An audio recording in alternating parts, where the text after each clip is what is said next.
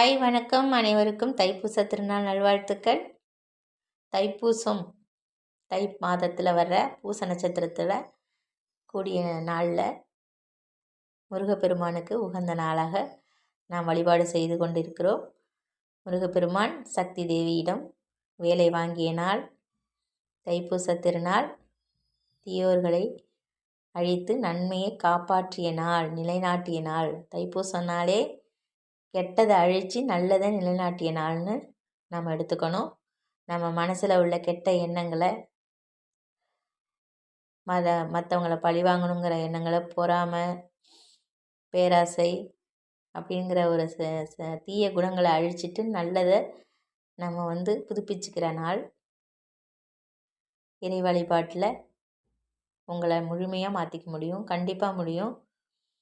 முருகன் கூப்பிட்ட குரலுக்கு ஓடியாருவான்.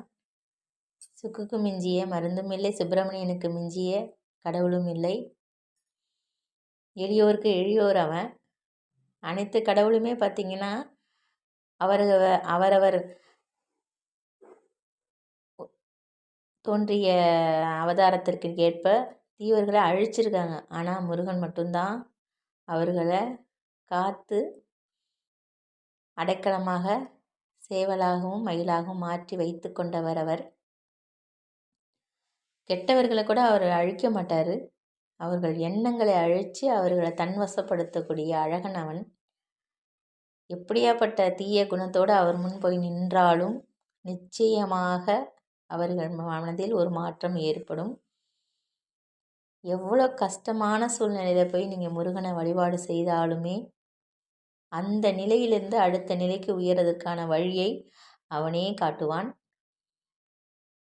உங்களுக்கு என்ன வேண்டுதல் வேண்டுமானாலும் அவன் முன் வைத்து கொள்ளலாம். வேலை வேண்டுமா, கல்வி வேண்டுமா, பணம் வேண்டுமா, என்ன வேண்டுமோ அதை அவன் கொடுக்க மாட்டான்.